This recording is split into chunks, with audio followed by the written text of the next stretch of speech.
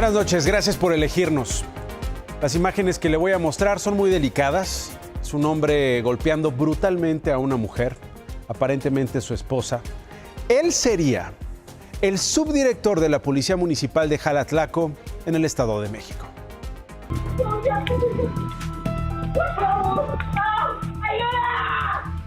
La grabación marca las 6 de la tarde con 43 minutos del 22 de marzo.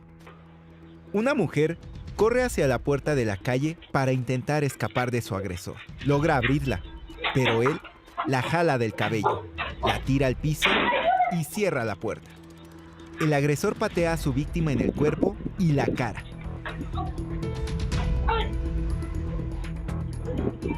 Ella intenta levantarse, pero él la regresa al piso con un jalón de cabello. La arrastra y la zangolotea para volver a patearla.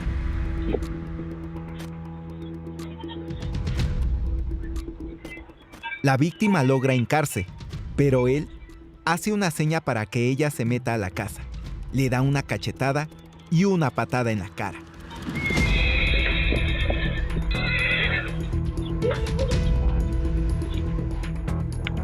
Vuelve a señalar la casa y toma lo que parece ser un ladrillo para aventarlo a su víctima. Suelta el ladrillo y avienta golpes a la cara de la mujer. Otra vez la toma del cabello y la jala. Sus perros creen que están jugando. La mujer se repone y va directo a la puerta. Logra abrirla, pero su intento por escapar se frustra. El agresor vuelve a jalarla del cabello.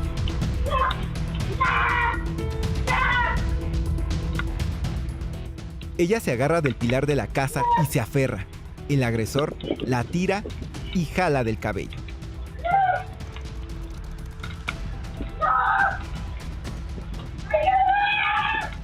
Él toma un palo y le pega a su víctima.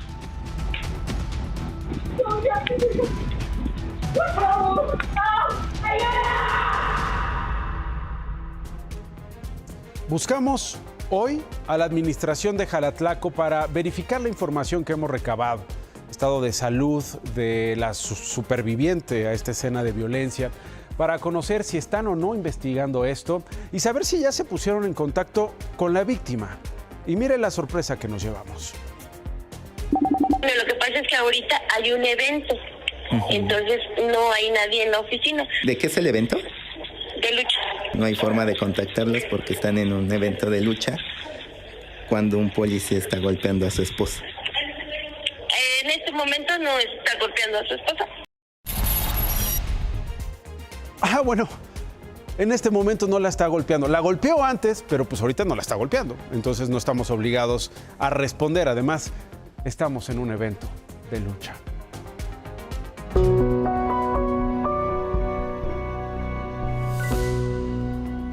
Y seguimos con el escándalo de corrupción. El gobierno de México realiza los trámites necesarios para solicitar la extradición del contraalmirante Fernando Farías, quien ayer fue detenido en Argentina, como se lo conté, al ser considerado el presunto líder de la organización dedicada al huachicol fiscal. Ese festival de corrupción que inició en el sexenio de Andrés Manuel López Obrador, en el florecimiento de la 4T, en la Secretaría de Marina, en varias aduanas y que en todos esos años operó así. Fue muy duro aceptarlo, pero hubiera sido mucho más y absolutamente imperdonable callarlo. Y no hay un negocio jugoso que se haga sin el visto bueno del presidente. Aunque el gobierno de México pide la extradición de Fernando Farías, presunto líder de la organización dedicada al huachicol fiscal, el sobrino político del exsecretario de Marina en el gobierno de López Obrador, Rafael Ojeda, busca pedir asilo político en Argentina. Él es el que pone en conocimiento a su tío de estas irregularidades, pero además hace algo más, permite que esté en comunicación con el contraalmirante Fernando Guerrero y es como logra llegar a él. Ingresó a Argentina con identidad falsa. venía desde Colombia con un pasaporte guatemalteco trucho. La defensa reconoció que Farías sí ocultó su identidad, pero asegura fue por miedo, mas no para escapar. El presunto líder de la red de huachicol fiscal fue detenido mientras hacía ejercicio en Buenos Aires. Paradójicamente, corría. Él considera que de venir a México en este momento y con las condiciones que prevalecen no tendría el respeto a sus derechos y también considera que podría estar en riesgo su vida. Está acusado de crimen organizado, corrupción, robo de combustible e intento de homicidio a funcionarios mexicanos. El abogado de Farías dijo que su cliente estuvo en una misión en España el día del decomiso del buque con huachicol en Tampico. Además, que el contraalmirante Fernando Guerrero, asesinado meses después de denunciar la red, no lo menciona en una carta que dejó. Audios de una conversación entre Guerrero y el exsecretario de Marina en junio de 2024 revelan lo contrario. La defensa ve un panorama complicado para Fernando, pero también para su hermano Roberto, vicealmirante detenido el año pasado y vinculado a proceso. Por ahora, no quiere volver a México. Eso lo orilló a salir del país y si viene a México podría estar en riesgo de que lo mataran. Pase lo que pase, duela lo que duela, se trate de quien se trate, el mal tuvo un fin determinante. Fuimos nosotros mismos quienes dimos el golpe de timón. ¿Cómo operaba este esquema en el sexenio pasado? Con un grupo empresarial que estaba a la cabeza. Estas compañías en México y Estados Unidos eran quienes armaban la logística paso a paso para el traslado de combustible ilegal a través de buques y luego pipas que distribuían el huachicol. Ellos sobornaban a los primos, a estos hermanos Farías Laguna, sobrinos políticos del exsecretario de Marina Ojeda. Este negocio multimillonario alcanzó a la Agencia Nacional de Aduanas, clave para el ingreso del hidrocarburo. Era la que vigilaba a través de la operación aduanal y también alcanzó a la Dirección de Investigación Aduanera. Abajo habría medio centenar de empresarios y funcionarios más involucrados. El control de la red criminal alcanzó a funcionarios también de las aduanas de Ensenada, Manzanillo, Lázaro Cárdenas, Guaymas, Tampico y Veracruz, es decir, 6 estados de la República. Desde el entramado llegaba hasta funcionarios de la Ciudad de México que hoy también están en la mira. ¿Qué pasaba con el combustible cuando llegaba a México? Los buques llegaban a los puertos, ahí permanecían. En ese momento las empresas encargadas del transporte pues armaban la logística, para que hasta ese punto llegaran pipas que descargaban el hidrocarburo. Empezaban a desfilar estas unidades pesadas, cargaban y salían para la distribución y sabemos que utilizaban embarcaciones incluso con banderas de conveniencia, es decir, buques registrados en un país distinto al de la nacionalidad del propietario por ventajas económicas y también de regulación. Ideal para el tráfico de combustible, ideal para este festival de corrupción. Un negocio multimillonario. Solo los sobornos entre 2024 y 2025 habrían sido de más de 24.500.000 pesos en la aduana de Tampico, en Tamaulipas. Ahí se aseguraron 10 millones de litros de diésel y según investigaciones, cada pipa que se utiliza para mover el combustible generaría una ganancia por la evasión de impuestos de alrededor de 223,000, que a gran escala sumaría 150 millones de pesos diarios en corrupción. Y eso que decían que no eran iguales, y eso que decían que no había presidente que no supiera de jugosos negocios de corrupción, y ahí está lo que sucedió en el sexenio pasado, que se reprodujo en los años subsecuentes como el negociazo del huachicol fiscal.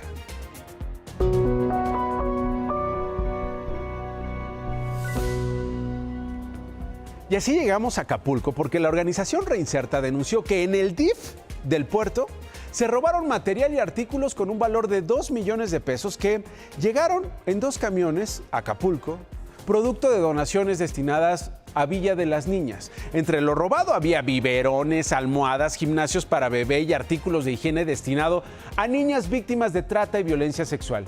¿Y qué cree?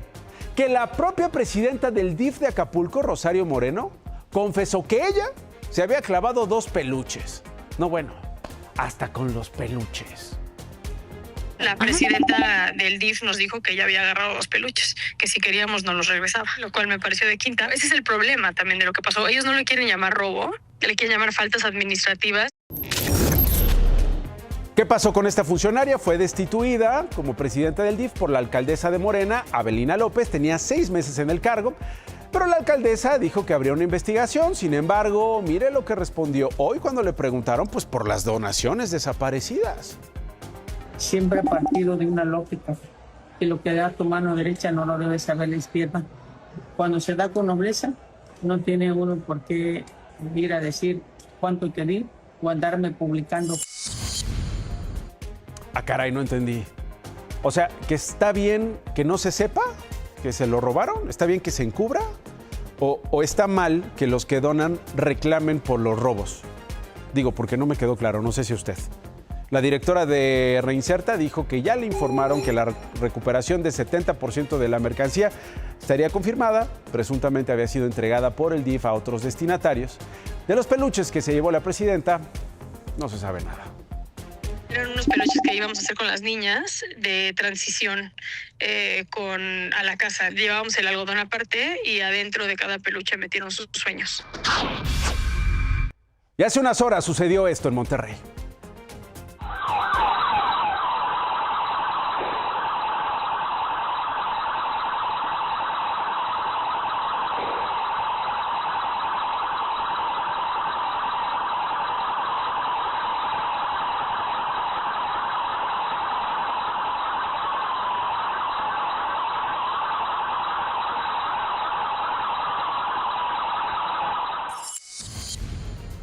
Dos hombres fueron detenidos por la policía de Monterrey luego de que asaltaron a varias personas, incluida una mujer en la colonia Caracol, y provocaron esta persecución en pleno centro.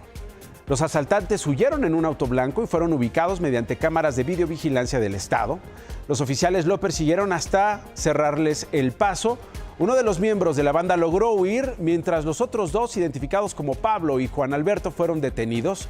Llevaban armas, cargadores, cartuchos, así como 69 dosis de droga. Más adelante le voy a presentar los números sobre la percepción de inseguridad del INEGI a nivel nacional de diciembre de 2025 a marzo de este año.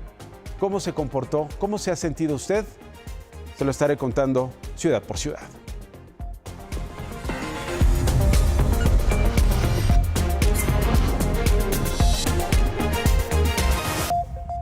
La de hoy, la gobernadora de Chihuahua, Maru Campos, anunció la creación de una unidad especial para investigar, ahora sí, investigar el operativo en el que se destruyó un narcolaboratorio y los hechos posteriores. Estas fotos en que aparecen, elementos estatales, elementos de la Sedena, y en una de esas también participaron elementos de la CIA, que murieron, por cierto, 2 agentes en un accidente. Al momento sigue sin aclararse si la CIA participó o no en Chihuahua.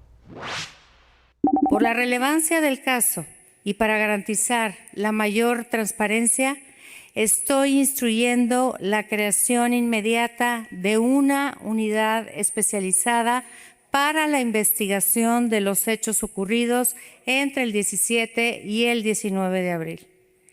Esta unidad tendrá a su cargo concentrar e integrar las carpetas de investigación en torno al operativo del desmantelamiento del narcolaboratorio y de los hechos en los cuales perdieron la vida 4 personas. La gobernadora anunció esto a un día de haberse reunido con el secretario de Seguridad y Protección Ciudadana Federal, Omar García Harfuch, para hablar sobre la presencia de agentes de la CIA en Chihuahua, y luego de que la presidenta dijera pues, que no le tomó la llamada porque habló a la oficina de la gobernadora chihuahuense y no estaba. Y entonces la comunicación iba a ser a través del secretario de Seguridad. Y en Baja California, Ángel Pantoja, coordinador del área de homicidios en Ensenada San Quintín de la Fiscalía Estatal, fue ejecutado el día de hoy. El agente viajaba en Ensenada en esta pick-up blanca cuando desde otra camioneta marca Honda, personas armadas acribillaron al funcionario dentro del vehículo. Aunque las autoridades estatales montaron un operativo para dar con los responsables, aún no hay detenidos, pero el automóvil fue grabado mientras seguía en marcha después del asesinato. casquillos. Los casquillos. Lo van a tener que levantar. Ah, es que le tiene que quitar porque si no se va a prender la llanta. Simón. ¿Usted qué tan seguro se siente en su ciudad? Se lo pregunto porque se dio a conocer la encuesta nacional de seguridad pública urbana. Durante el primer trimestre de 2026, las ciudades con mayor percepción de inseguridad fueron Irapuato, Guanajuato, Guadalajara, Jalisco, Ecatepec en el Estado de México, Uruapan en Michoacán y Reynosa en Tamaulipas. De diciembre del año pasado a marzo, hubo ciudades donde aumentó la intranquilidad. En primer lugar está Puerto Vallarta en Jalisco, que pasó de 32 a casi el doble. Tepic llegó a 53 y finalmente Zapopan también en Jalisco, que despegó a más de 70%. En ambos listados destaca el estado de Jalisco con 3 ciudades donde la percepción de inseguridad ha crecido. ¿Por qué? El incremento fuerte en Puerto Vallarta y en el área metropolitana de Guadalajara, al grado de que, bueno, el mismo municipio de Guadalajara se ubica ya en segundo lugar a nivel nacional. Todo relacionado, entre otras cosas, pues con los eventos que tuvimos en el mes de febrero, ¿no? Con la captura del líder del cártel Jalisco Nueva Generación. Sobre los lugares donde los mexicanos, las mexicanas se sienten más seguras, pues sigue San Pedro Garza en Nuevo León, Piedras Negras en Coahuila y en tercer lugar la Benito Juárez en la Ciudad de México.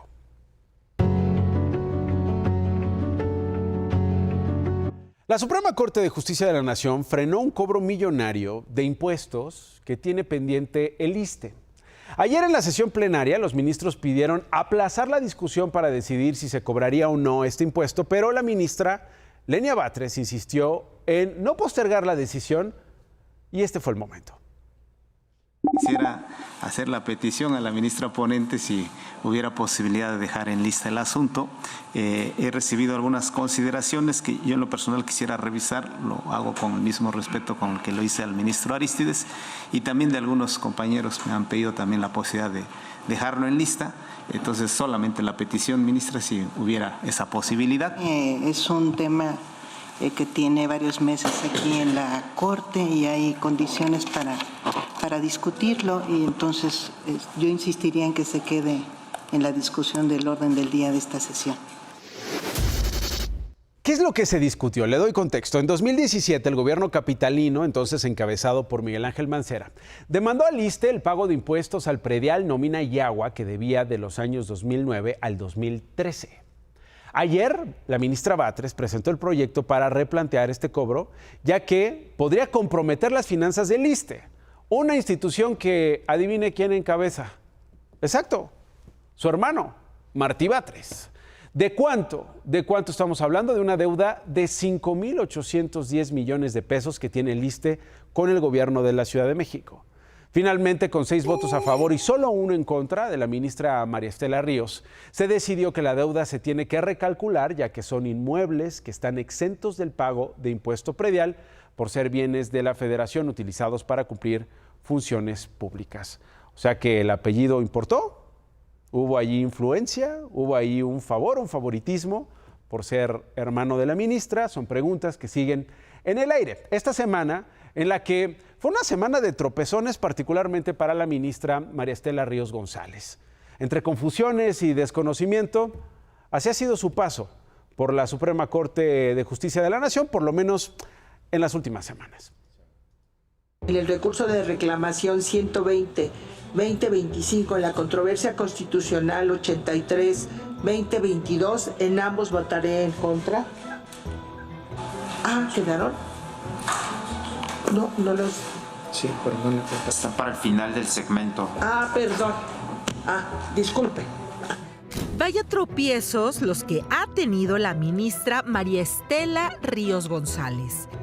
La ex consejera jurídica del expresidente Andrés Manuel López Obrador, a quien no se cansaba de aplaudir, se perdió por un momento en la sesión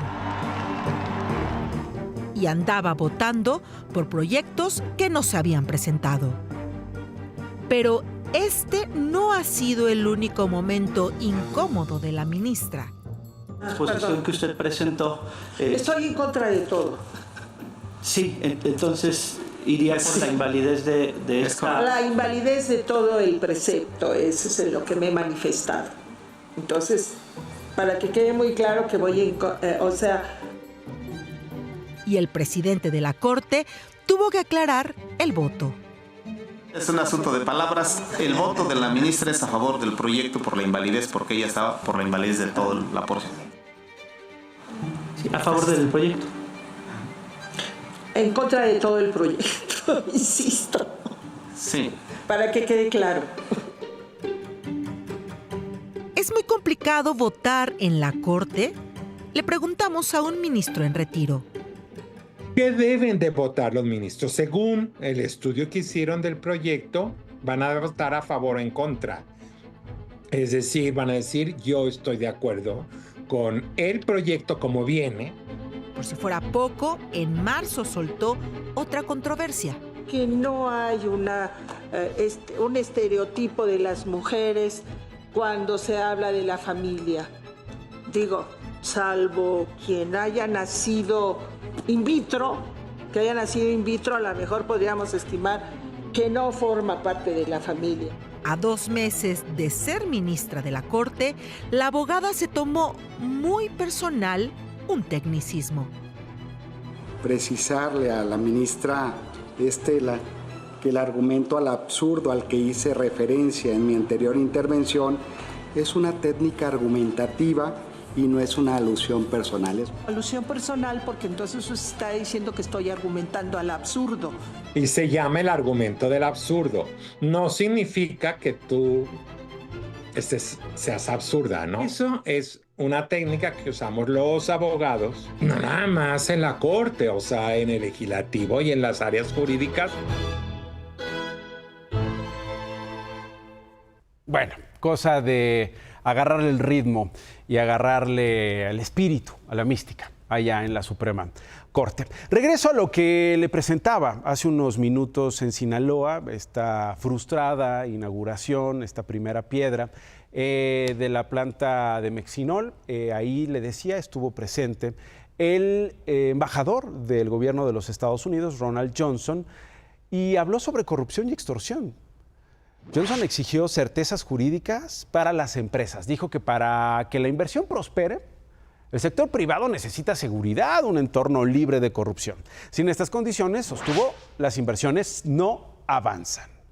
Bueno, pues en un nuevo capítulo parece de confrontación, después de lo que pasó en Chihuahua con los agentes de la CIA, hoy la presidenta de México le responde así al embajador. En México también. Porque ellos en Estados Unidos, pues también es importante que haya un ambiente para las empresas, para la inversión, libre de corrupción, con certezas jurídicas. Y en México también. Y me quedo en el norte porque la contaminación, según parece, no usa visa para cruzar entre Estados Unidos y México.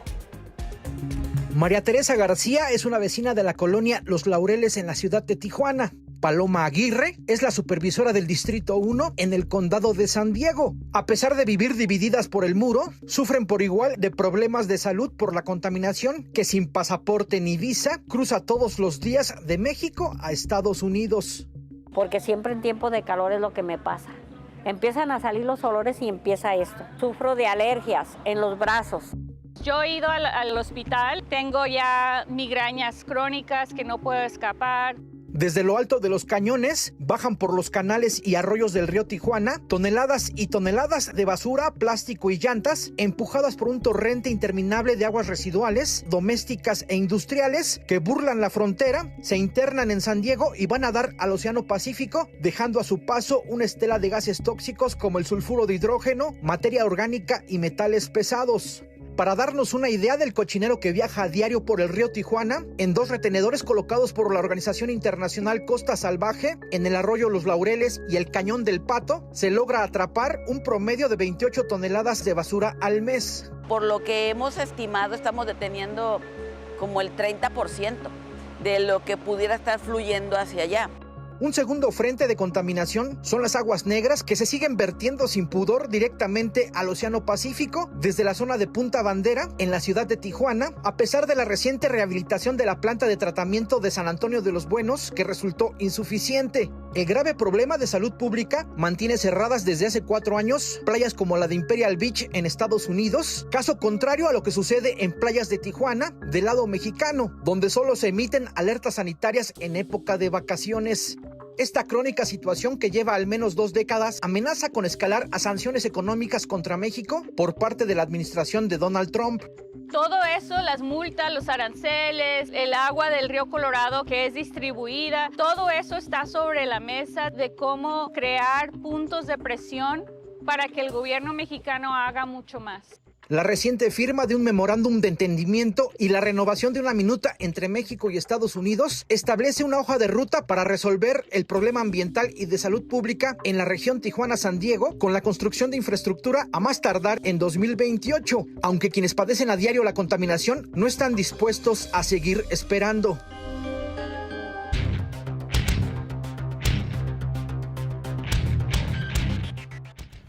El gobierno de los Estados Unidos había estado jugando a la negrita de mis pesares. Dijo que podía reducir el arancel del 50% al hierro y al aluminio, que lo podría reducir. Pero nunca dijo cómo. No había dicho cuál era el procedimiento para hacerlo. Entonces, en la práctica, seguía el arancel del 50%. Finalmente hoy dieron a conocer cuáles son las características. Mire, están muy sencillas. Punto número 1, que sea el hierro, el acero, el aluminio hechos en la región. Que se pueda comprobar que están hechos en la región, que sea colado, que sea fabricado en la región. Muy bien. Punto número 2, que las plantas de México, de Canadá o de cualquier lugar del mundo que quieran ponerse, tienen que prometer que van a hacer inversiones en los Estados Unidos. Y eso va a hacer que el arancel baje del 50 al 25%. Mire, hay que acostumbrarnos a algo. De que va a haber aranceles, va a haber aranceles. ¿De cuánto van a ser? Esperemos que sea, Nacho, de lo menos posible. Muchas gracias, David. Voy a una pausa y regreso. No se vaya.